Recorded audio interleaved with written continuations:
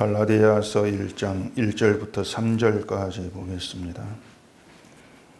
사람들에게서 난 것도 아니요 사람으로 말미암은 것도 아니요 오직 예수 그리스도와 그를 죽은 자 가운데서 살리신 하나님 아버지로 말미암아 사도된 바울은 함께 있는 모든 형제와 더불어 갈라디아 여러 교회들에게 우리 하나님 아버지와 주 예수 그리스도로부터 은혜와 평강이 있기를 원하노라. 아멘. 기도하겠습니다.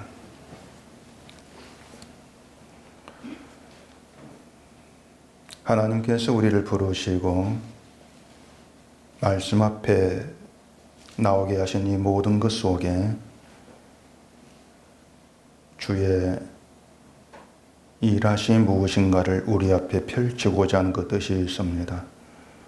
오늘도 말씀을 보면서 주의 일하심이 어떤 것인지를 알게 하시고 그 안에서 은혜와 평강을 찾는 저희가 되게 해주시옵소서. 예수님 이름으로 기도합니다. 아멘.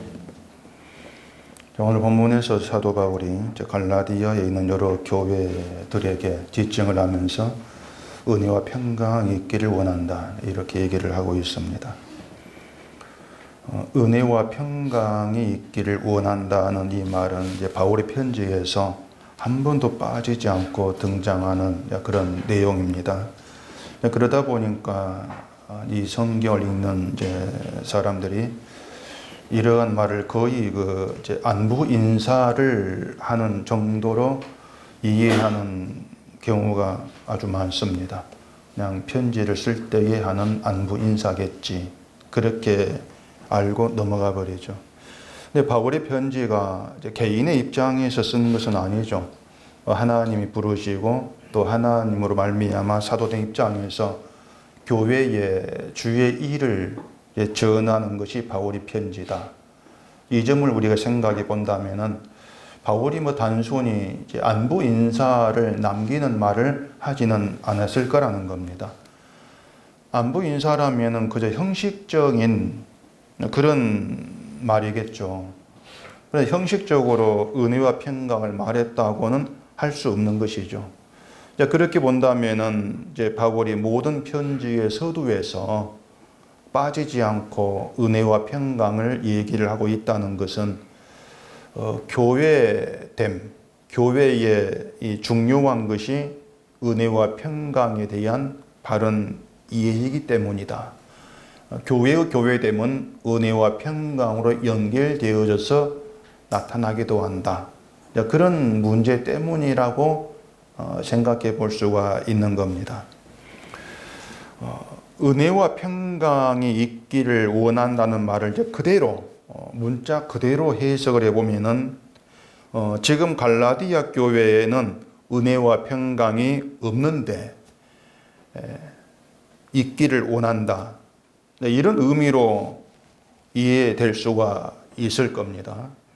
은혜와 평강이 교회에 없으니까 바울이 너희들에게 은혜와 평강이 있기를 원한다. 이런 식으로 얘기를 한다는 거죠. 그래 우리 생각이 자꾸 어떻게 흘러가는가 하면은 갈라디아 교회에 은혜와 평강이 없기 때문에 교회가 다른 복음을 받아들이고 또 어떤 혼란과 다툼으로 가득한 그런 상태가 된 것이 아닌가. 우리 그렇게 이제 받게 되는 거예요. 이걸 반대로 하면은 교회에 은혜와 평강이 있게 되면은 다툼과 혼란은 사라지고 서로 사랑이 충만한 그런 교회가 된다. 그렇게 우리는 또 생각을 하죠. 그렇기 때문에 바울이 갈라디아 교회에 은혜와 평강이 있기를 원한다. 그렇게 얘기를 한 것이 아니냐는 생각들을 거의 다 그렇게 하고 있습니다. 그게 우리가 알고 있고 이해하는 은혜와 평강이에요. 교회에 어떤 문제가 생기면 가장 많이 얘기하고 또 듣게 되는 말이 은혜롭게 합시다. 그런 말입니다. 어떤 문제를 은혜롭게 해결합시다. 은혜롭게 해결하자는 것은 어떤 다툼 그런 것 없이 시끄럽게 하지 말고 그냥 서로 양보해가지고 조용히 묻어버리자. 그런 이제 뜻이 되는 것이죠. 그 목사와 장로들이 모여서 회의를 하는 게 노회와 총회라는 게 있습니다. 거기 가면은 회의를 시작할 때마다 기도를 해요. 기도하는데 가장 많이 듣게 된 기도 내용이 뭔가 하면은 모든 그 회무를 은혜롭게 할 수 있도록 해주십시오. 이런 내용을 기도를 많이 듣습니다. 은혜롭게 회의를 하자. 그 의미가 뻔하죠. 서로 언성 높이지 않고 다툼이 없이 정말 조용하게 좋은 게 좋은 것이라는 그런 식으로 회의를 끝내는 거. 이걸 은혜로운 회의. 그렇게도 생각을 하는 겁니다. 은혜와 평강 우리가 그렇게 이해를 하게 되어지면은 문제 많은 고린도 교회는 물론이고 갈라디아 교회도 저기는 은혜와 평강이 없어. 그렇기 때문에 다툼이 곤란이 있어. 우리는 그렇게 이제 볼 수밖에 없어요. 그게 당연한 거지 않겠습니까? 은혜와 평강이 없어서 교회가 시끄럽다는 겁니다. 은혜와 평강이 없어서 교회가 다투고 있어. 그렇게 보게 되는 것이죠. 자, 그러면은 이게 어떻게 되냐면은 그럼 은혜와 평강이 있다는 증거는 다툼이 없고 서로 사이좋은 관계를 유지하는 것으로 드러난다. 또 그렇게 얘기할 수밖에 없는 거예요. 근데 그런 수준의 은혜와 평강은 사람이 얼마든지 만들어낼 수가 있는 겁니다. 사이좋은 관계, 좋은 게 좋은 거란 식으로 그냥 조용하게 잘 지내는 거. 이건 사람들 관계에서 얼마든지 만들어낼 수가 있는 거죠. 근데 바울은 3절에서 이렇게 얘기를 합니다. 우리 하나님 아버지와 주 예수 그리스도로부터 은혜와 평강이 있기를 원하노라. 하나님 아버지와 주 예수 그리스도로부터. 이 말에 우리가 주목을 하셔야 돼요. 그러니까 하나님과 예수님으로부터 주어진 은혜와 평강이라는 겁니다. 근데 그 은혜와 평강이 사이좋은 인간관계나 마음이 평안한 상태, 그렇게 나타나는 것이 아니라는 거예요. 아마 여러분도 은혜와 평강을 그렇게 생각을 할 겁니다. 내 마음이 평안해지는 게 내게 은혜와 평강이 있는 거. 그렇게들 다들 이제 여기죠. 근데 그게 뭔가 하면은 나를 중심으로 해서 은혜와 평강을 생각하는 거예요. 원하는 거예요. 나를 중심으로 해서. 그러니까 나에게 은혜가 있고 평강이 있다면은 하나님이 내게 은혜를 주고 평강을 주셨다면은 어떤 그 세상 일과 형편에서도 내 마음이 힘들거나 괴롭지가 않고 늘 평안해야 된다. 그렇게들 오해를 합니다. 이게 상당히 심각한 문제가 돼요. 왜 그런가 하면은 은혜와 평강을 그렇게 우리가 생각해 버리기 때문에 뭔가 이제 마음에 불안감이 있고 또 염려가 있고 평안치가 못하고 힘들고 괴로운 심적 상태 그대로일 때 야, 내게 은혜와 평강이 없는 것이 아니냐. 없다고 간주해 버리는 거예요. 자기 마음을 들여다보면서 나는 은혜와 평강을 누리지를 못한다. 그렇게 생각을 하죠. 그렇기 때문에 결국은 또 이어지는 것은 내가 어떻게 하면은 은혜와 평강이 있는 마음이 될까? 이런 문제를 고민을 하게 되는 것입니다. 그래서 제가 참 많이 듣는 그 질문들 가운데 그게 있는 거예요. 제 마음이 참 평안스럽지 못합니다. 어떻게 하면 내 마음이 은혜의 평강을 누릴 수 있겠습니까? 이런 질문을 참 많이들 해요. 그만큼 그런 문제들로 고민들이 많다는 것이죠. 근데 여러분 생각하세요. 그게 뭔가 하면 그러니까 내가 어떻게 하면 내 마음에 은혜와 평강이 있는 그런 상태가 될까? 이런 문제를 가지고 고민한다는 것이 뭔가 하면은 하나님 저게 복을 주세요. 이렇게 하는 것과 다르지가 않다는 겁니다. 하나님 복 주세요 그러면서 자기를 위해 복을 비는 것이나 하나님 저에게 은혜와 평강을 주세요 그러면서 은혜와 평강을 구하는 것이나 모두가 다 자기를 위해서 하는 거예요.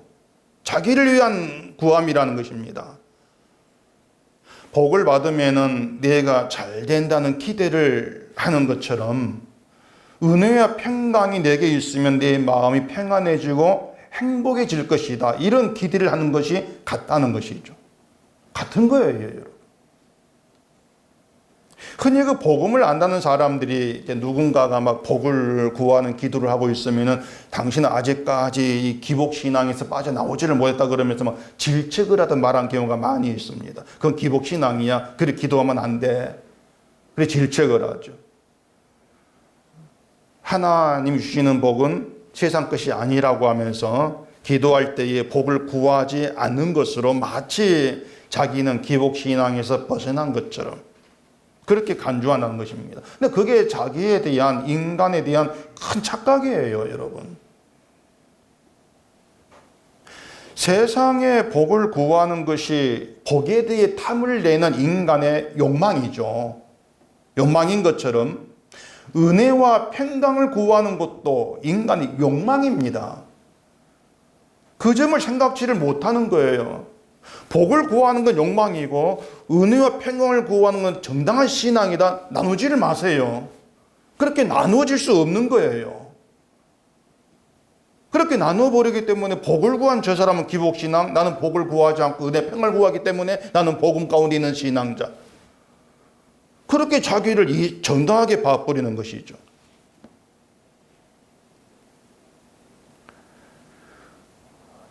사람은 기복신앙에서 벗어나지를 못합니다. 절대 벗어날 수 있는 존재가 못 돼요. 기복신앙에서 벗어난다는 것은요, 세상 복을 위해 기도하지 아니한다. 그걸 아니에요. 자기를 위한 모든 건 나를 향한 내 욕망에서 벗어나는 게 기복신앙에 벗어나는 거예요. 근데 그게 인간에 가능합니까? 안 되는 일이죠. 사람이 어떻게 자기를 향한 욕망에서 벗어납니까? 안 돼요. 근데 기복신앙을 버리라는 말을 많이들 하지 않습니까? 한쪽은 11조를 잘하면 하나님 복 주신다 이렇게 얘기하고 또 다른 쪽은 그걸 기복신앙하면서 공격을 하고 그런 신앙 버려야 돼 이렇게 하죠. 근데 제가 볼 때는요, 기복신앙을 버리라고 말하는 것도 도무지 인간됨을 알지 못하는 무지한 것입니다. 인간됨을 생각하지 못하는 거예요. 진심으로 인간됨을 알고 복음을 알게 되었다면은 기복신앙을 버리라고 하는 것이 아니라 죽는 순간까지 기복신앙에서 벗어나지 못한 인간됨, 그걸 얘기를 해야 되죠.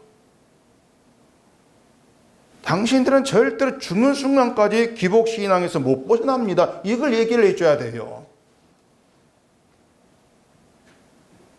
왜 그런 얘기가 나와야 되냐면은 쉬지 않고 자기를 위한 욕망과 탐심이 흘러나오고 있는 것이 인간인데 그런 인간이 함께하는 교회들에게 은혜와 평강이 있는 것이 뭔가를 아는데 중요하기 때문에 그렇단 말입니다. 그래서 이 바울의 이제 은혜와 평강을 얘기하는 바울의 의도가 뭐냐는 거죠. 일단 말씀을 드린 것처럼 하나님께서 은혜와 평강을 주시면은 교회가 다툼이 없고 서로 사랑 교회가 될 것이라는 이런 의미만은 아닙니다. 그런 은혜와 평강은 없습니다.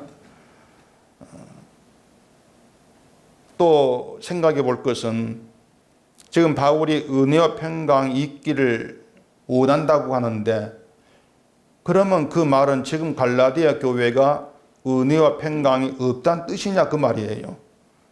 그렇게 되면은 은혜와 평강이 없다가 하나님 주면 있게 되어진다. 또 이런 뜻이 되지 않습니까? 그러면 또 하나님이 주셔가지고 은혜와 평강이 있다고 해보십시다. 그런 그 은혜와 평강을 우리가 붙들고 지켜야 될 것 아닙니까? 그래서 잘 지키면은 평안한 교회가 되고 지키지 못해서 은혜의 평강 잃어버리면 다시 또 싸움과 다툼이 시작되고 그럼 또다시 은혜 평강을 구하고 뭐 그런 뜻이겠습니까? 은혜 평강 있게 해달라는 것이 은혜와 평강을 우리가 그렇게 이해를 하는 게 좀 우습잖아요. 좀 유치하다 생각이 좀 들지 않습니까? 은혜와 평강이 없다가 있고 있는 걸 잃어버리면 다시 또 구하고 그런 식의 은혜 평강은 없죠. 그러니까 조금만 생각해 보면은 참 그런 게 유치한 생각이고 유치한 말이라는 걸 금방 눈치를 채는데 왜 그런 식의 해석이 쉬지 않고 나오고 있냐는 거예요. 이유는 간단합니다. 이 성경을 인간 중심으로 인간을 위한 시각으로 밖에 보지를 못합니다. 그 시각밖에 없어요. 그냥 인간을 위하여 이런 하나의 시각밖에 없기 때문에 유치한 해석을 포기하지를 못하게 되는 것이죠. 물론 성경을 해석하는 분들이 자기 해석이 유치하다는 걸 알고 있는지는 모르겠지만은 유치하다는 걸 안다 할지라도 다른 시각이 없기 때문에 그 해석을 고집할 수밖에 없어요. 거기다가 설교 듣는 사람들이 유치한 해석을 아멘하면서 받아들이니까 좋아해 주고 하니까 그런 유치하면서 떠나지를 못하는 겁니다. 성경을 보는 데는 두 시각이 있습니다. 하나는 말씀드린 것처럼 인간 중심의 시각이고 또 하나는 뭐겠습니까? 하나님 중심의 시각이죠. 십자가 중심. 인간 중심은 인간에게 본래 갖추어져 있는 본래 있는 시각이에요. 인간 중심이라는 것은. 하나님 중심은 성령이 오심으로 새롭게 열리게 된 시각입니다. 근데 지금 바울은 인간 중심이 아니라 하나님의 중심의 시각에서 은혜와 평강을 얘기하고 있는 거죠. 그렇다면 우리도 하나님 중심의 시각에서 바울이 말하는 은혜와 평강을 생각해야 되는 것이 당연한 것이에요. 바울은 하나님 중심인데 우리가 인간 중심으로 해석해 버리면 그게 결국 잘못된 만남이죠. 그래서 오늘 이 바울이 말하고 있는 은혜와 평강으로 들어가기 위해서 이제 먼저 필요한 것은 여러분이 이제 알고 있고 기대하는 은혜와 평강은 모두가 다 포기를 해야 한다는 겁니다. 다 지워져야 된다는 거예요. 산다는 게 힘든 이 세상에서 우리가 마음이라도 평안함을 누려보고 싶어서 은혜와 평강을 기대하는 그 마음은 얼마나인지 이해를 합니다. 제가 이해를 하는데 바울은 그런 은혜 평강을 얘기하는 게 아니기 때문에 우리의 기대는 포기해 놓고 시작하자는 겁니다. 다 포기하고 잘못됐다는 걸 알고 시작하자는 거예요. 자, 그럼 시작해 봅시다. 자, 바울은 하나님 아버지와 주 예수 그리스도로부터 은혜와 평강이 있기를 원한다고 했습니다. 이 말은 은혜와 평강은 하나님 아버지와 예수 그리스도 일하심으로 맺어지는 열매란 뜻이에요. 하나님이 있다, 은혜 여기 있다 주시는 그런 것이 아니고 하나님과 예수 그리스도의 일하심으로 맺어진 열매, 결과물, 그게 은혜와 평강이라는 겁니다. 근데 우리는 자꾸 은혜와 평강을 하나님께서 막 주시는 어떤 그런 의미로 생각을 하죠. 근데 그렇게 이해를 하게 되어지면은 은혜와 평강에 들어갈 수가 없어요. 왜냐하면은 하나님과 예수님의 은혜와 평강을 주신다면 어떻게, 어떤 방식으로 주실까? 이런 문제에 부딪혀 버립니다.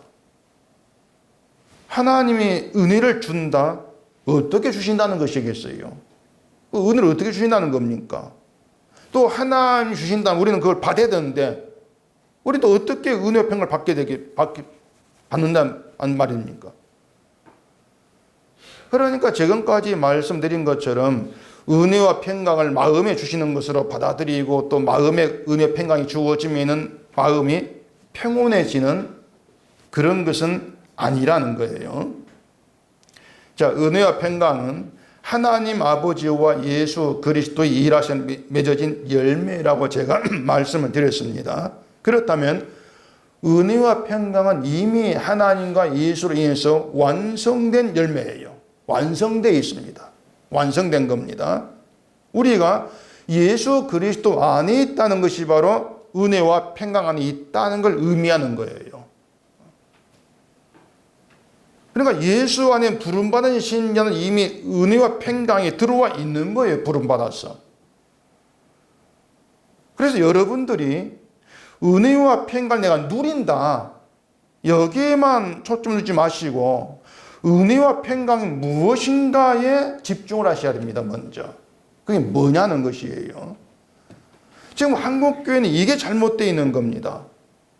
은혜와 평강이 무엇인가를 알고자 하는 것은 그냥 건너뛰어버리는 겁니다. 그러면서 어떻게 하면은 은혜와 평강을 내가 받아 누릴까? 여기에 집중해 버리는 거예요. 건너뛰게 한다는 것은 나에겐 필요 없는 과정이야. 그런 의미죠. 은혜와 평강 이건 내가 다 아는 것이야. 그렇기 때문에 알 필요가 없다는 거예요. 알고 있는데 뭘 또 알아야 돼? 그래 건너뛴다는 얘기예요. 그러면 자꾸 누리고 싶은 거에만 집중해 버리죠. 그렇기 때문에 방향이 결국은 엉뚱한 데로 흘러가 버리는 겁니다. 학개서를 보십시다. 학개서 2장. 학개서 2장 6절입니다. 만군의 여호와가 이같이 말하노라. 조금 있으면 내가 하늘과 땅과 바다와 육지를 진동시킬 것이요 또한 모든 나라를 진동시킬 것이며 모든 나라의 보배가 이르리니 내가 이 성전의 영광이 충만하게 하리라. 만군의 여호와의 말이니라. 은도 내 것이요 금도 내 것이니라. 만군의 여호와의 말이니라. 이 성전의 나중 영광이 이전 영광보다 크리라. 만군의 여호와의 말이니라. 내가 이곳에 평강을 주리라. 만군의 여호와의 말이니라. 자, 이건 학개 선지자한테 바빌론에 의해서 무너진 성전을 지으라는 말씀입니다. 성전 지으라는 겁니다. 근데 이 내용도 앞 뒤를 생각해 보면 연결이 되지 않는 이상한 점이 있습니다. 성전을 지으라고 말씀하시는데 7절에 보면은 이 성전의 영광이 충만하게 하시겠다고 하죠. 성 지으라고 하시면서 이 성전의 영광이 충만하게 하시겠다. 근데 뒤에 9절에서는 이 성전의 나중 영광이 이전 영광보다 크리라 이렇게 말씀을 합니다. 성경을 좀 아시는 분들은 성전의 나중 영광이라는 말이 나중에 성전으로 오실 예수님의 영광을 얘기한다 하실 거예요. 나중 영광이라는 것이. 그렇다면은 자, 예수님이 성전으로 오실 것이고 성전으로 오신 예수님의 영광이 학개에게 지으라고 하시는 그 성전 영광보다 더 크다고 하신다면은 굳이 학개에게 성전을 지으라고 하실 필요가 있냐고 하는 것입니다. 이해되십니까? 무슨 말인지? 나중 영광이 이전 영광보다 커요. 이전 영광은 학개에게 지으라고 한 성전 영광입니다. 나중 영광은 성전에 오실 예수님이 이루신 영광이에요. 그 예수님의 영광이 더 크다면은, 그렇다면은 이전 영광, 학개에게 그 성전을 지으라고 할 필요가 없지 않습니까? 어차피 나중 영광이 더 큰데.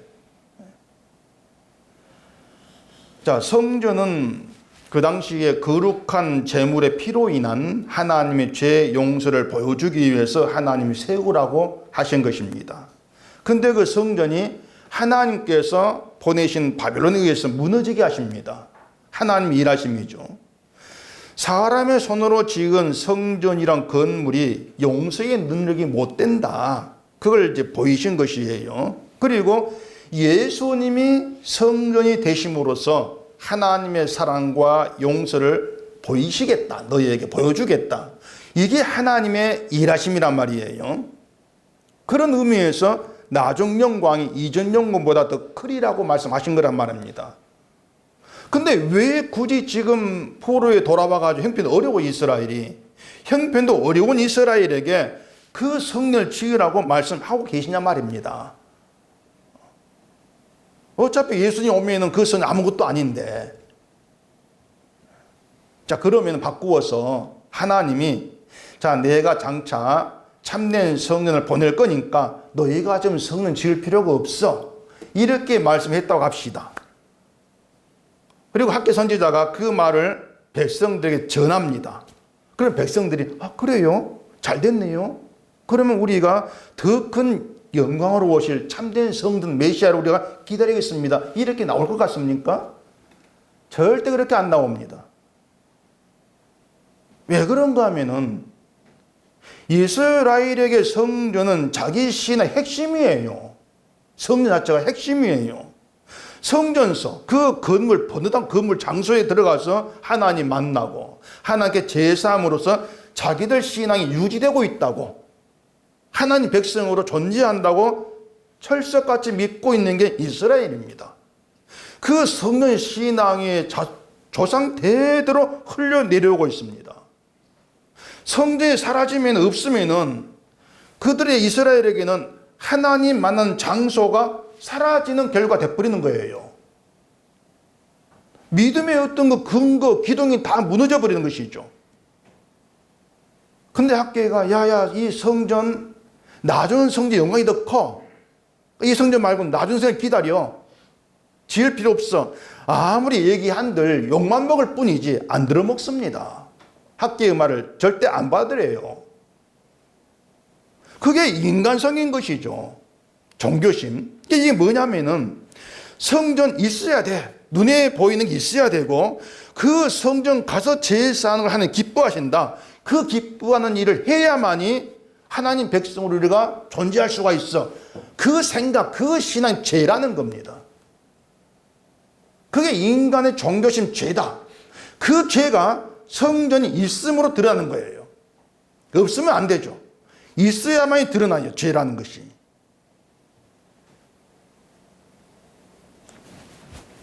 그 말씀드리는 거 어떤 죄입니까? 제물을 바치고 제사를 드리면서 그걸 가지고 내가 하나님께 복을 받고 용서를 받을 믿음을 실천해서 그래 여기는 거죠. 제물을 바치면서 이 바치는 내 행위가 믿음의 실천, 그 생각이 잘못된 거란 말입니다. 생각을 바꿔야 되죠. 어떻게 바꾸냐? 제물의 피가 내게 용서의 능력이 되었구나. 자기는 빠져야 되는 거예요.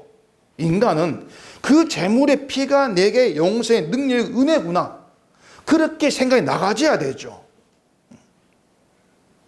근데 내가 복을 받을 일을 했다, 내가 용서받을 일을 했다, 자기가 한 일을 믿어버리는 거예요. 그게 죄라는 겁니다. 그 죄가 성전이 있음으로 인해서 드러나죠. 내가 한 일을 믿기 때문에 믿고 구원받은 날짜까지 있게 되는 거예요. 내가 언제 몇 월 며칠에 처음 교회를 나왔어. 그때가 내가 구원받은 날? 이렇게 할 수가 있고, 처음 내가 눈물 흘리고 회개를 하는 날. 그 날이 있지 않겠습니까? 그 날을 기억하면서 이때가 나의 구원받은 날. 이렇게 제시할 수가 있죠. 이들 구원파예요. 구원받은 날을 명확히 제시하죠.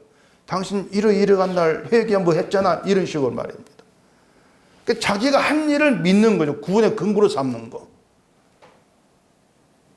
기독교가 구원파를 이단이라고 하고 있지만은 자기가 한 일을 근거로 복과 구원을 챙기려고 하는 것이 지금의 기독교인이라는 점에 보면은 구원파 똑같은 겁니다.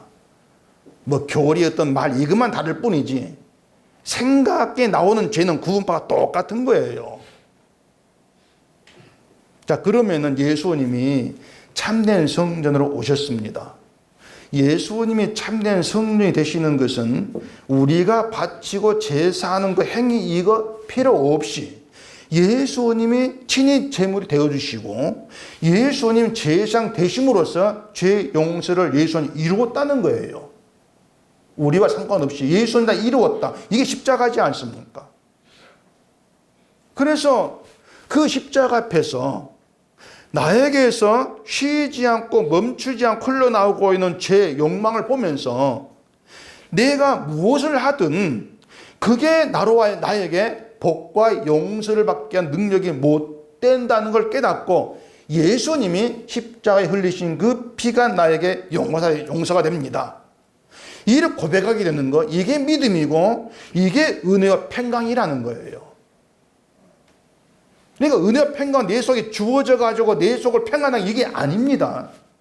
예수님께서 이루신 완성 십자가에서 은혜와 평강이 그대로예요. 그 학계 2장 9절 뒤에서 말하는 내가 이것에 평강을 주리라, 이 말이 있습니다. 이 말씀의 의미가 뭔가 하면은 이 성전의 낮은 영광이 이전 영광보다 크리라는 말씀이 예수님에 의해서 이루어진, 완성된, 성취된 이것이 하나님 주신 평강이라는 겁니다. 말씀의 성취가 너희의 평강이라는 거예요. 왜냐하면 하나님이 성취한 말씀 앞에서 내가 내 어떤 행함을 가지고 정정긍긍하고 불안할 것이 없기 때문에 그게 평강이라는 것이죠. 그렇게 오면은요, 나중 영광이 큰데 왜 성은 지으라고 하십니까? 그 하나님 의도는 그 성을 짓게 하시고 눈에 보인 성전을 통해서 죄가 드러나게 하겠다는 겁니다. 너희 죄를 보라는 거예요. 그 성전 통해서. 성전에서 행하는 인간의 모든 일들이 헛되는 것인데 헛된 것으로 보지 못한 너희, 이것이 너희의 죄야. 그러면서 참된 성전으로 오신 예수님을 통해서 너희 헛됨을 나게 하겠다. 그런 의도가 하나님의 말씀인 거죠. 제가 은혜와 평강을 좀 길게 설명했지만 결국 은혜와 평강이 멈춰지는 건 십자가입니다. 이처럼 매 설교마다 이 십자가가 등장할 수밖에 없는 이유는 이 성경의 모든 말씀이 십자가로 시작해서 십자가로 끝나요. 그리고 십자가에는 인간의 저주와 심판이 있고, 그리고 그 저주와 심판을 흠없고 티 하나 없이 깨끗하게 용서하시는 예수의 피가 있죠. 그 피가 우리에게 선포하는 거, 얘기하는 것은 너가 어떤 존재인가를 알고 십자가를 보라는 거예요. 그 피를 보라는 겁니다. 우리가 어떤 인간인지 여기에 대해 얘기할 건 하나밖에 없죠. 죄밖에 나올 것이 없다. 저주와 심판의 존재. 한마디로 말해서 아무 가치 없는 존재. 근데 그렇게 죄밖에 나올 것이 없는 인간의 그 통로를 틀어막고 자꾸 의로운 쪽으로 바꿔버리는 것이 인간의 노림수예요. 자기 의로, 자기 행함으로 믿음의 어떤 실천 이런 걸 끄집어내면서 죄밖에 나오는 통을 틀어막아버리는 거죠. 그러면 바로 의도 나오잖아. 믿음도 나오잖아. 자꾸 이렇게 복음을 바꿔버리는 것이죠. 그렇기 때문에 그 십자가의 피가 무엇을 얘기하는지 그걸 듣지를 못하는 거예요. 들을 수가 없는 거죠. 늘 중심이 나만 있으니까.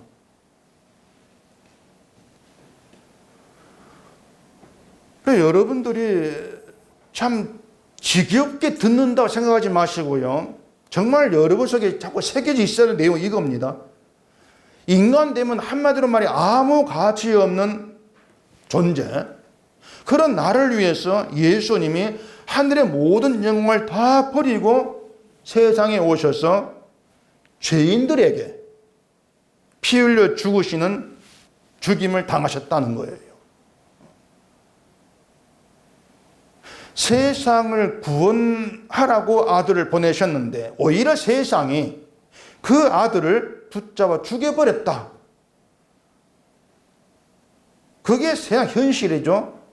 그 현실 속에서 아들을 보내신 하나님 입장에서 그것이 얼마나 기가 막힌 일이겠습니까?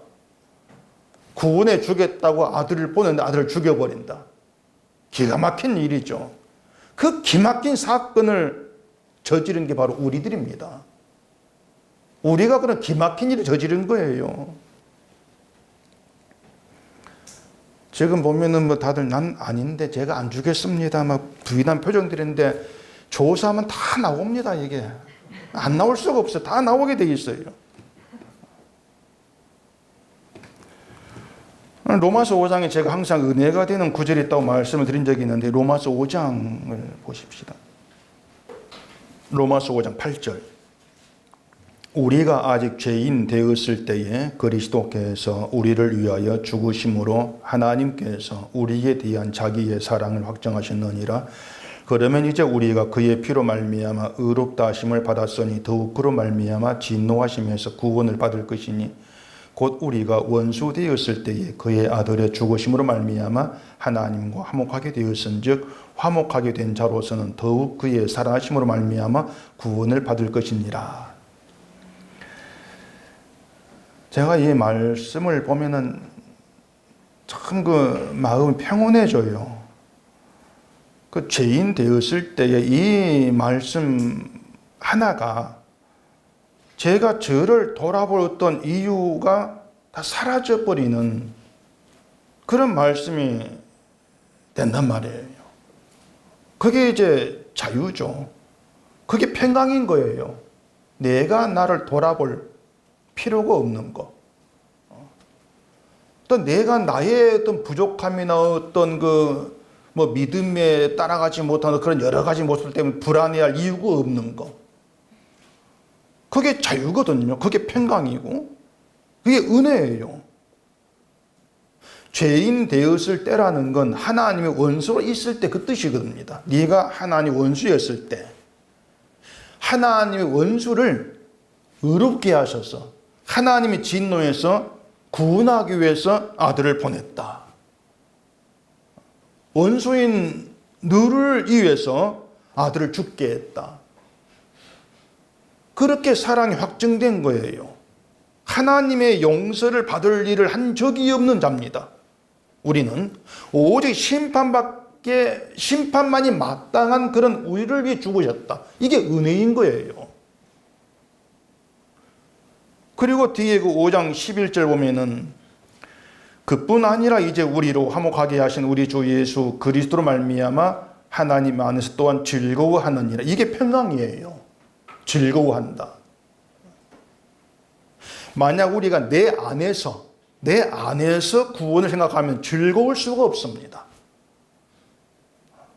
내가 구원 받을 수 있을까?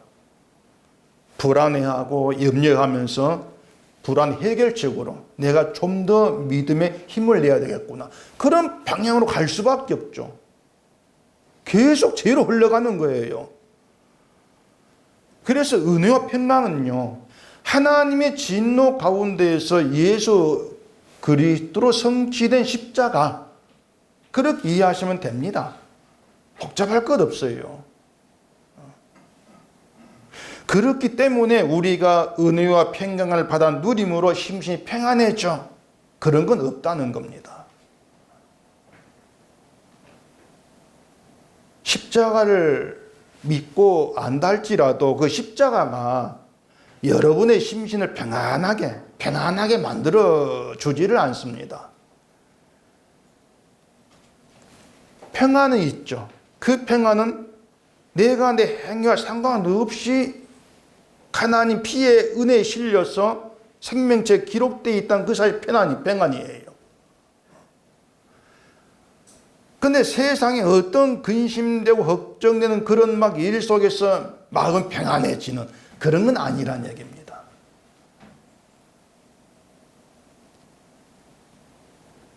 이런 말을 여러분들이 어떻게 들을지 모르겠는데 다른 기독교인 들으면 참 많이 불편할 거예요. 왜냐하면은 자기를 위해서 예수를 믿고 있는데 뭐 이 복음이라는 게 나에게 좋다고 할 수 있는 게 아무것도 없거든요.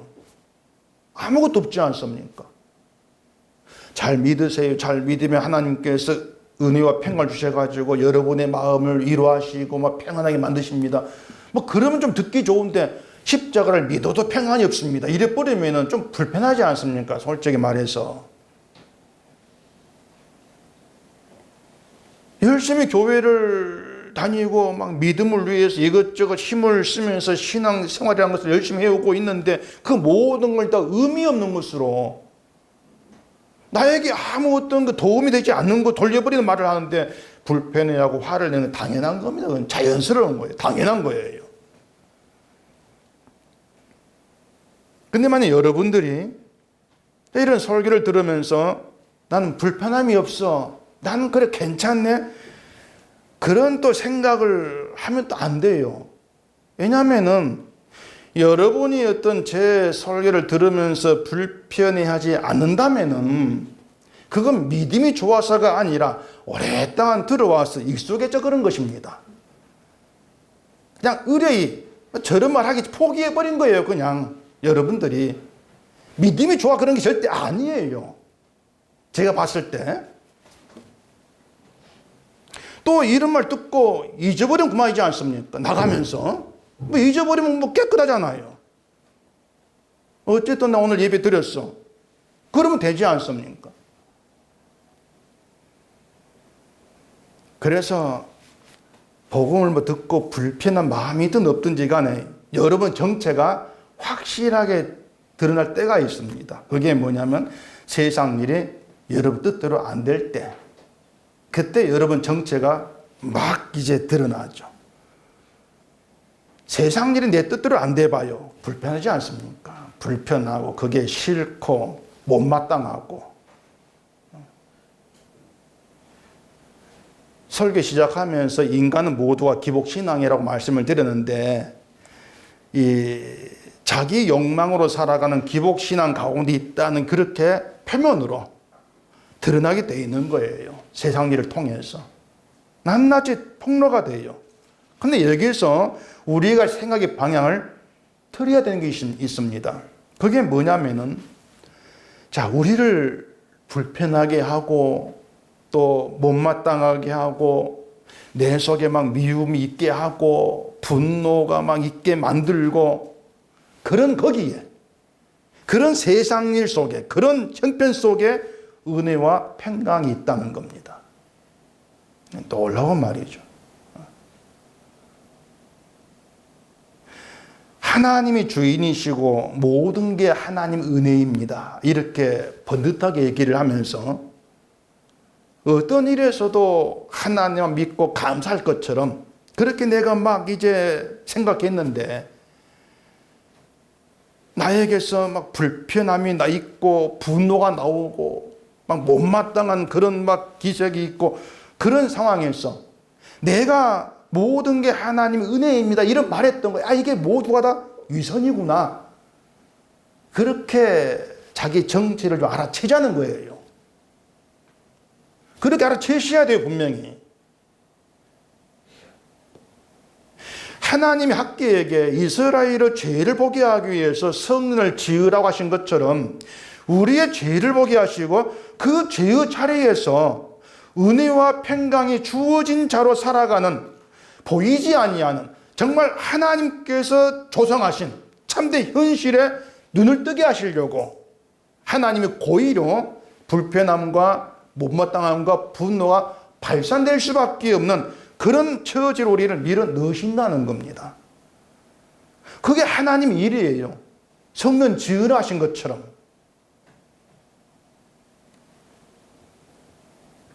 그래서 우리에게 주어진 모든 일들은 분명히 하나님이 일으키신 일들이고 그게 다 주의 주되심을 증거하는 주의 일로 우리에게 다가와진다는 거예요. 내 속에 분노가 있게 만들으심으로 인해서 주의 주되심을 증거하겠다. 그게 하나님의 일이죠.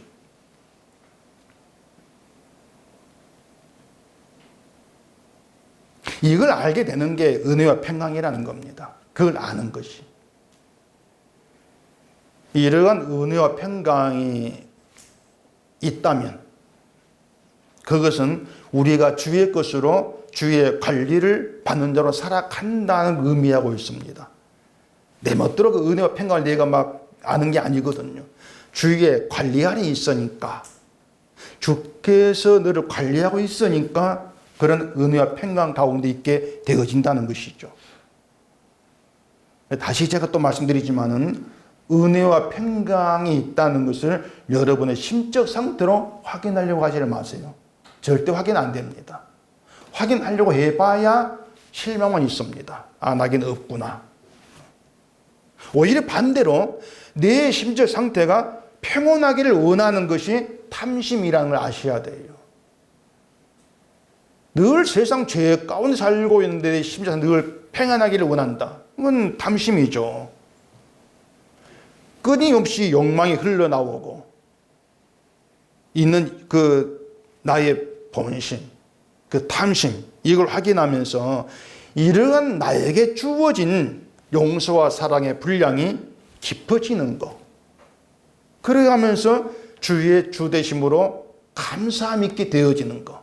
그게 한순간이랄지라도, 성경 보는 순간이랄지라도 그 감사를 느끼는 것. 이게 은혜와 평강이 있는 것이고 주가 너를 관리한다. 그 의미예요. 그래서요, 신자라고 하는 건 우리 마음에 어떤 분노, 화가 있으면 화가 있는 가운데 은혜와 평강이 있는 겁니다. 화를 벗어나서 은혜와 평강을 찾으려고 할 것이 아니고 화 있는 가운데 있는 은혜와 평강, 이게 무엇인가를 아셔야 되죠. 미움이 있으면 미움이 있는 가운데 은혜 평강이 있어요.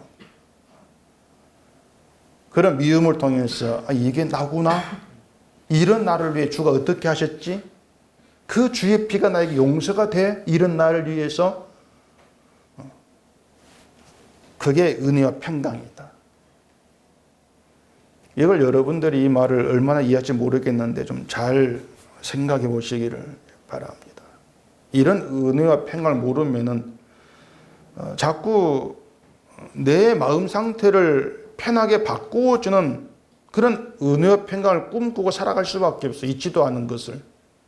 한마디로 말해 환상이죠. 환상. 자, 그럼 바울이 은혜와 평강이 갈라디아 여러 교회들에게 있기를 원한다, 이렇게 말한 이유가 또 뭐겠습니까? 자, 은혜와 평강이 있다는 것은 자기를, 나를 주로 말미암아 존재하는 주의 것으로 바라보는 뜻이 되는 거예요. 나를 주의 것으로 바라본다. 그게 은혜와 평강이 있는 거예요. 왜냐하면 나를 주의 것으로 삼으신 게 하나님과 주의 일이 십자가거든요. 거짓 사도들이 바울을 사도로 인정하지 않는 것은 믿음이나 사도됨의 근거를 자기에게 두기 때문에 그런 것입니다. 근거를 나에게 두기 때문에 자꾸 자기로부터 믿음과 사도됨을 출발하는 거예요. 잘했다고 생각되는 거, 신앙의 행위라고 생각되는 거, 그런 자기 행위로부터 출발하기 때문에 나는 믿음이 있고 사도답다, 이렇게 생각하는데 바울은 그렇게 안 보이는 거죠. 왜냐하면 바울은 예수를 핍박한 자, 이렇게 시작하거든요. 예수를 핍박한 자. 그렇기 때문에 바울 저건 사도가 아니야, 부정해버리는 거예요. 갈라디아 교회가 이런 거짓 사도들의 말을 받아들여서 바울을 사도로 인정하지 않는 그런 분위기로 흘러간 것입니다. 그런 갈라디아 여러 교회들에게 주의 피로 말미암은 주의 것을 시작하라. 너로 시작하지 말고 주의 것으로 시작해라. 그 의미로 은혜와 평강이 있을지어다, 이런 말을 한다고 할 수가 있죠. 이게 1절 내용입니다. 1절 보십시다. 사람들에게서 난 것도 아니요 사람으로 말미암은 것도 아니요 오직 예수 그리스도와 그를 죽은 자 가운데서 살리신 하나님 아버지로 말미암아 사도된 바울은, 사도됨을 사람으로부터 시작하는 것이 아니라 예수 그리스도와 하나님으로 시작하지 않습니까? 자기 것, 사람으로 출발하지 아니하는 자기 것이 없다는 거예요. 자기 것이 없는 은혜와 평강이라는 하나님의 것이 있는 자예요. 하나님의 것이 있는 데 시작하기 때문에 그 하나님의 것, 은혜와 평강을 내어놓고 증거하고 자랑하는 그런 사도의 길로 가게 된 것이죠. 지금까지 말씀드린 것처럼 은혜와 평강은 환경적인 요소로 주어지는 것이 아니라 하나님과 예수 그리스도로 이미 주어진 것입니다. 완성품이라겠습니다. 여기서 짚고 넘어갈 것은 우리가 이러한 은혜와 평강 아래 있을 자들이 되지 아니한다는 거예요. 그래서 은혜와 평강이 있을지어다 이 말에는 특별한 의미가 있습니다. 그게 뭐냐면 너희는 특별한 존재가 뜻이에요. 너희 특별해 그거예요. 특별하다는 것은 바울처럼 예수를 핍박한 자도 그런 것 전혀 고려하지 않고 일방적으로 예수의 피로 용서하고 구원해버리는 그런 관계 속에 너희는 들어와 있어. 그렇기 때문에 은혜와 평강인 하나님의 완성분도 너희 것이야. 너에게 줄게. 특별한 존재라는 것이죠. 근데 그렇게 특별한 존재라는 것이 우리 좋아라고 하는 것이 아니고 예수님의 용서와 사랑의 아름다움을 세상에 보이기 위한 특별함이라는 것입니다. 주를 증거하기 위한, 주를 보기 위해서 너희는 나에게 부름받아 나왔어. 그래 너희는 특별해. 그것이죠. 그래서 은혜와 평강은 주의 영광을 위한 것이지 인간을 위한 것이 아닌 겁니다. 그래서 자기의 심지어는 살피지를 말라는 거예요. 모든 게 주의 일하심이에요.